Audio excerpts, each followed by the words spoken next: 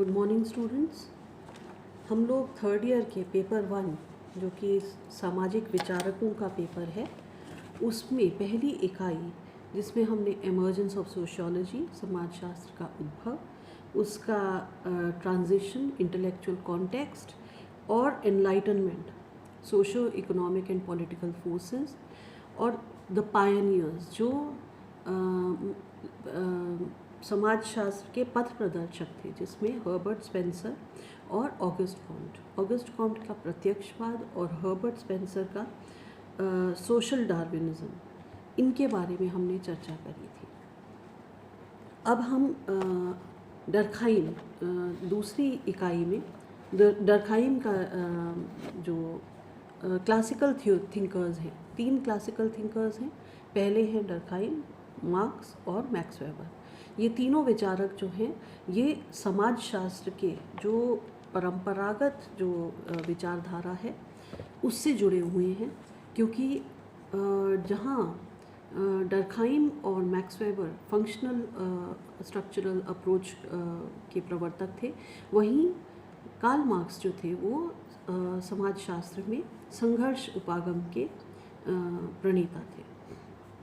तो डर्खाइम की अगर हम बात करें तो डर्खाइम में एमिल डर्खाइम जो थे, जिन्हें हिंदी में आपकी किताबों में, पुस्तकों में इमाइल दुर्खीम लिखा होता है, मैं प्रोनाउंस एमिल डर्खाइम ही करूँगी क्योंकि ये फ्रेंच प्रोनाउंसिएशन है। वो फ्रांसीसी विचारक थे और फ्रांस में ही इनका जन्म हुआ, इनका पूरा जीवन काल फ्रांस में बीता और फ्रांसीसी क्रांति का इनके जीवन काल पर बहुत बड़ा प्रभाव पड़ा था। इन्होंने 4 किताबें लिखी थी, जिनमें division of labour in society, समाज में श्रम विभाजन, रूल्स ऑफ सोशियोलॉजिकल मेथड यानी कि समाजशास्त्रीय पद्धति के नियम, ली सुसाइड, आत्महत्या, और चौथी किताब थी उनकी the elementary forms of religious life. तो ये 4 किताबें इनकी प्रमुख मानी जाती हैं। इसके अलावा इन्होंने बहुत सारे निबंध भी लिखे, मोनोग्राफ भी लिखे और बहुत इनके व्याख्यान जो थे वो लिपिबद्ध भी किए गए। मूल रूप से डर्खाइम जो थे वो एक मानवतावादी थे और ह्यूमनिस्ट थे। वो क्योंकि डर्खाइम का जो जीवन काल था वो 1858 में पैदा हुए थे और उनकी मृत्यु 1917 में पहले विश्व युद्ध के दौरान हुई थी। और उनके जीवन काल में ये युद्ध जो देखने को मिला और इसमें इनके बेटे की भी मृत्यु हो गई थी। वो सेना में थे और उससे टूटकर वो बहुत बिखर चुके थे, पर इसी कारण उनका जीवन पर्यंत उनका जो विचारधारा रही वो मानवतावादी रही। वो हमेशा समाज और व्यक्ति के बीच संबंधों को जानने की कोशिश करते थे और उनका मानना था कि समाज और व्यक्ति के बीच में समाज जो है वो ज़्यादा महत्वपूर्ण है, व्यक्ति कम महत्वपूर्ण है। वो एक प्रकार्यवादी थे, यानी कि फंक्शनलिस्ट थे। वो समाज में विभिन्न समाज की इकाइयों का एक प्रकार्यात्मक महत्व होता है, इस बात पर बल देते थे। और साथ ही साथ वो उन्होंने जो सिद्धांत लिखे उनमें ये तथ्य बार बार देखने को मिलता है और यहाँ यही तथ्य रूपांतरण या रिडक्शनिज्म कहलाता है। जैसे उदाहरण के लिए सामाजिक प्रघटना का विश्लेषण करते हैं तो ये विश्लेषण मनोवैज्ञानिक, जैविकीय, भौगोलिक आदि तत्वों के रूपांतरण से नहीं होना चाहिए, इनका मानना था। प्रघटना का विश्लेषण प्रघटना में निहित कारकों से ही होना चाहिए और इसी कारण उन्होंने जब आत्महत्या का भी विश्लेषण किया तो जैविकीय, भौगोलिक, मनोवैज्ञानिक और आदि जो तत्व हैं उनको अध्ययन करते हुए उन्होंने उन्हें नकारा, चाहे वो भौगोलिक कारक हों, प्राणी शास्त्रीय कारक हों, इन सब कारकों को नकारते हुए उन्होंने कहा कि जो आत्महत्या है ये एक सामाजिक तथ्य है और इसको समझने के लिए सामाजिक कारकों को समझना बहुत ज़रूरी है। डर्कहाइम ने समाज की मूलभूत जो समस्याएं हैं उनका विश्लेषण करने पर जोर दिया। यद्यपि उन्होंने क्षेत्रीय कार्य नहीं किया, फिर भी वो मानव शास्त्रियों से बहुत ज़्यादा प्रभावित थे और डर्कहाइम के डर्कहाइम मूल रूप से ऑगस्ट कॉम्ट, सेंट साइमन इनकी कृतियों से प्रभावित थे। ऑगस्ट कॉम्ट का तो यहाँ तक है कि उनकी जो किताब है division of labour in society, उसमें उन्होंने 17 बार ऑगस्ट कॉम्ट का जो है वो रेफरेंस दिया है। उनका उद्देश्य समाजशास्त्र की विधि को उसके अध्ययन के नियमों को अधिक से अधिक धारदार बनाना था। सेंट साइमन ने समाजशास्त्र की अवधारणा निर्मित करी थी, जिसके आधार पर ऑगस्ट कॉम्ट ने समाजशास्त्र को एक विधिवत विज्ञान बनाया था। ये जो विधिवत विज्ञान है उसके जो रूल्स हैं वो स्पष्ट, किस तरह से हमें समाजशास्त्रीय पद्धति किस तरह से निर्माण करना चाहिए समाज को समझने के लिए, क्योंकि अन्य जो विज्ञान है उनकी पद्धति बहुत ही बहुत स्पष्ट है। जैसे आप भौतिक शास्त्र में अगर आप एक्स टेम्परेचर दोगे पानी को और उसे इतनी देर तक पानी को इतना टेम्परेचर दोगे तो पानी 100 डिग्री पे भाप बन के उड़ जाएगा। तो ये जो भौतिक शास्त्र के जो नियम हैं वो बहुत ही स्पष्ट हैं, चाहे वो रसायन शास्त्र के नियम हैं वो भी स्पष्ट हैं, प्राणी शास्त्र के नियम स्पष्ट हैं। पर समाज शास्त्र एक ऐसा विषय है जिसके अंतर्गत हम उसी समाज का अध्ययन करते हैं जिसमें हम रह रहे होते हैं। तो इसलिए यहाँ पे अध्ययन की पद्धति जो है वो अन्य विज्ञानों से अलग है और होनी भी चाहिए। इस पद्धति को स्पष्ट करने के लिए डर्कहाइम ने रूल्स ऑफ सोशियोलॉजिकल मेथड लिखी और समाजशास्त्र की अध्ययन विधियों को अधिक तार्किक और असरदार बनाने के लिए उन्होंने बहुत काम किया। उनका मानना था कि समाजशास्त्र आराम कुर्सी का समाजशास्त्र नहीं होना चाहिए, उसका व्यवहारिक पक्ष पे भी उपयोगिता होनी चाहिए। यानी कि जो समाज में हमें समस्याएं देखने को मिलती हैं उनका भी उनके ऊपर भी समाजशास्त्र का प्रभाव होना चाहिए, उसकी उपयोगिता होनी चाहिए। मूल रूप से डर्कहाइम भी एक पॉजिटिविस्ट थे, एक प्रत्यक्षवादी थे। उनका जन्म 15 अप्रैल 1858 में हुआ, मतलब कि भारत में जो पहली क्रांति थी वो 1857 में हुई थी। ये आपको याद करने में आसान होगा कि उसके अगले एक वर्ष बाद डर्कहाइम का जन्म हुआ था। ये फ्रांस के एपिनल क्षेत्र में इनका जन्म हुआ था और ये जन्म मतलब इनके ये धर्म से एक यहूदी थे। और ये जो क्षेत्र है वो राजनीतिक और ऐतिहासिक दृष्टि से बहुत महत्वपूर्ण क्षेत्र है, क्योंकि ये मैदान और पहाड़ी क्षेत्रों के बीच में यहाँ पे के इस क्षेत्र से बहुत सारे सामाजिक विचारकों का जन्म हुआ था और यहाँ राजनीतिक और बौद्धिक गतिविधियाँ होती रहती थी। तो इसी कारण डर्कहाइम पे भी इनके इस क्षेत्र का प्रभाव पड़ा।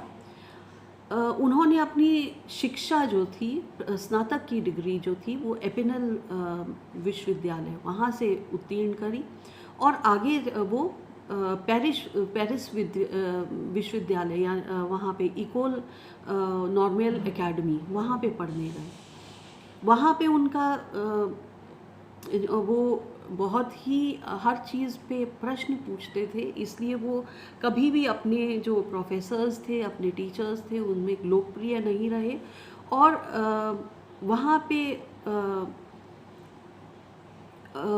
इस दौरान उन्होंने बहुत सारे लोगों से मुलाकात करी, जैसे हेनरी बर्गसन, जिन जॉरिस। ये इन लोगों के प्रभाव में और इन लोगों के साथ मिलकर ये बहुत विशिष्ट रूप से इनका ध्यान जो है समाज की समस्याओं को पर पड़ा। और इस विश्वविद्यालय में कला और साहित्य पर बहुत ज़्यादा दबाव था, जबकि डर्कहाइम कला और साहित्य और दर्शन का इतना ज़्यादा वो नहीं, मतलब रुचि नहीं रखते थे। और इस वजह से उनकी जो ग्रेड्स थी वो इतनी ज़्यादा अच्छी नहीं थी। फिर भी उनको स्नातक की उपाधि मिली और उसके बाद उन्होंने आगे चल के उन्होंने दृढ़ निश्चय किया कि वे किसी रूढ़िगत दार्शनिक की तरह अपना जीवन नहीं बिताएंगे और वो तर्क पर ही अपने अध्ययन को जारी रखेंगे। इस तरह के वो एक ऐसे समाजशास्त्र का निर्माण करना चाहते थे जो नैतिकता और राजनीति के बल पर पैदा हुई हो, और ऐसी वैज्ञानिक समाजशास्त्रीय व्यवस्था को स्थापित करना चाहते थे जिसका उद्देश्य समाज को एक निश्चित दिशा और निर्देशन देना होगा। वो यानी कि वो एक साइंटिफिक सोशियोलॉजी को जन्म देना, सोशियोलॉजिकल सिस्टम को जन्म देना चाहते थे। उस दौरान समाजशास्त्र के फ्रांस में ना ही सेकेंडरी स्कूल्स में पढ़ाया जाता था, ना ही विश्वविद्यालय के स्तर पर पढ़ाया जाता था। इसीलिए उन्होंने दर्शन शास्त्र के अध्यापक के रूप में वहाँ पे काम करना शुरू किया और 1882 से 1887 तक वो प्रांतीय कॉलेजों में दर्शन शास्त्र को पढ़ाते थे। इसके बाद वो छुट्टी लेके पेरिस और जर्मनी उच्च अध्ययन के लिए गए और वहाँ पे उन्होंने अपनी पीएचडी थीसिस जो थी वो डिवीज़न ऑफ लेबर और इन सोसाइटी उनका पीएचडी थीसिस था। जर्मनी में ही उनकी मुलाकात विल्हेम वुड्स से हुई, जो एक मनोवैज्ञानिक प्रयोगशाला चलाते थे। इस प्रयोगशाला से ये बहुत प्रभावित हुए और इन्होंने देखा कि किस तरह से वुड्स जो है वो वैज्ञानिक वस्तुनिष्ठता के माध्यम से अनुसंधान की एक नई प्रयोगशाला बना रहे हैं। इनके अलावा उनको सामाजिक दर्शन शास्त्री के रूप में भी स्थापित हो गए वो, और 1887 में फ्रांस के बॉर्डो यूनिवर्सिटी में वो अपॉइंट हुए। यहीं पे ही आगे चल के वो प्रोफेसर बने, समाज विज्ञान के अध्यक्ष पद पर स्थापित हुए, सम्मानित हुए और फ्रांस के पहले सोशियोलॉजी के प्रोफेसर वहाँ पे बने। बॉर्डो यूनिवर्सिटी में 12 वर्ष तक उन्होंने पढ़ाया और उन्होंने इसी दौरान 4 पुस्तकें लिखी। इस दौरान, इन 12 वर्षों के दौरान जो उनके व्याख्यान थे वो इतने लोकप्रिय थे कि उनको उन्हीं के स्टूडेंट्स ने लिपिबद्ध कर आगे प्रकाशित किया। बॉर्डो यूनिवर्सिटी में डर्कहाइम समाजशास्त्र और शिक्षा शास्त्र यानी कि पेडागोजी, इन 2 विषयों को पढ़ाते थे। कोजर ने अपनी किताब मास्टर्स ऑफ सोशियोलॉजिकल थॉट में कहा है कि वास्तविकता में डर्कहाइम जीवन पर्यंत शिक्षा के क्षेत्र में अध्यापन करते रहे हैं। डर्कहाइम के लिए शिक्षा एक ऐसा पाठ्यक्रम था जिसमें समाजशास्त्र की भागीदारी बहुत अधिक थी और वो डर्कहाइम को पसंद था। डर्कहाइम का विवाह लुई ड्रेफस इनसे हुआ और इनकी 2 संतानें थी। और हमें जो पता चलता है उनके वैवाहिक जीवन के बारे में कि उनकी पत्नी जो है उनके लेखन कार्य में और उसके संपादन में, एडिटिंग में, प्रूफ रीडिंग में बहुत ज़्यादा उनकी मदद करती थी। 1893 में डर्कहाइम ने the division of labour in society में अपनी पीएचडी की डिग्री हासिल करी और 1898 में उन्होंने समाजशास्त्र का एक जर्नल यानी कि शोध पत्रिका प्रकाशित करनी शुरू करी।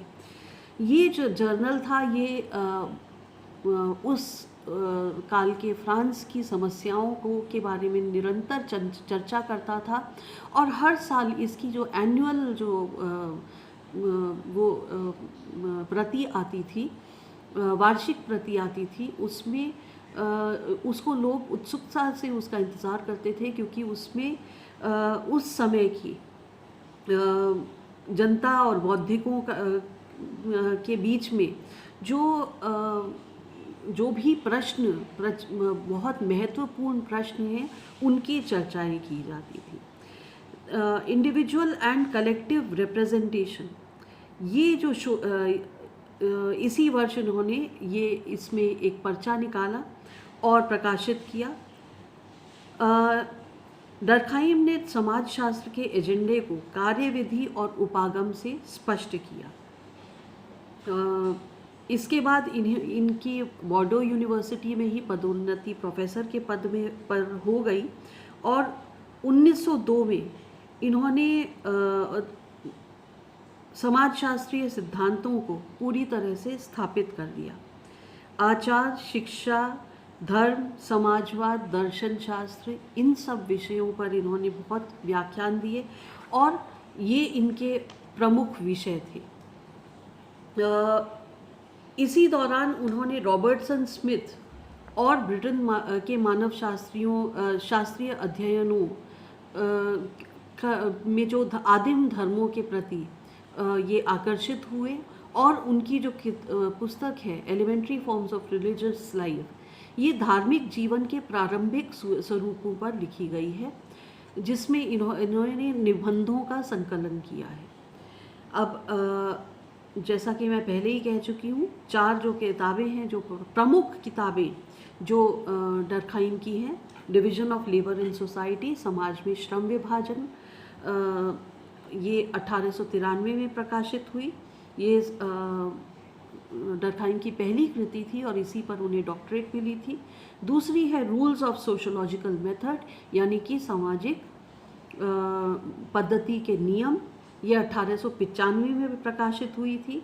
तीसरी है सुसाइड यानी कि आत्महत्या, ये 1897 में प्रकाशित हुई थी। और elementary forms of religious life, ये धार्मिक जीवन के प्रारंभिक स्वरूपों के बारे में है और ये 1912 में प्रकाशित हुई थी। इसके अलावा डर्खाइम ने समाजशास्त्र की अध्ययन विधि और सामाजिक तथ्य जो है उनके बारे में चिंतन किया। श्रम विभाजन और सामाजिक सुदृढ़ता की अवधारणा दी, धर्म की अवधारणा दी, आत्महत्या की अवधारणा दी। जो कुछ रचनाएं ऐसी हैं जो इनके जीवन काल में प्रकाशित नहीं हुई, बल्कि उनकी पत्नी ने उन्हें प्रकाशित किया उनकी मृत्यु के बाद। उनमें से सोशियोलॉजी ऑफ एजुकेशन 1922 में प्रकाशित हुई। सोशियोलॉजी ऑफ फिलॉसफी, दर्शन शास्त्र का समाजशास्त्र, दर्शन का समाजशास्त्र, ये 1924 में प्रकाशित हुई। और मॉरल एजुकेशन, नीति शिक्षा, ये 1925 में प्रकाशित हुई।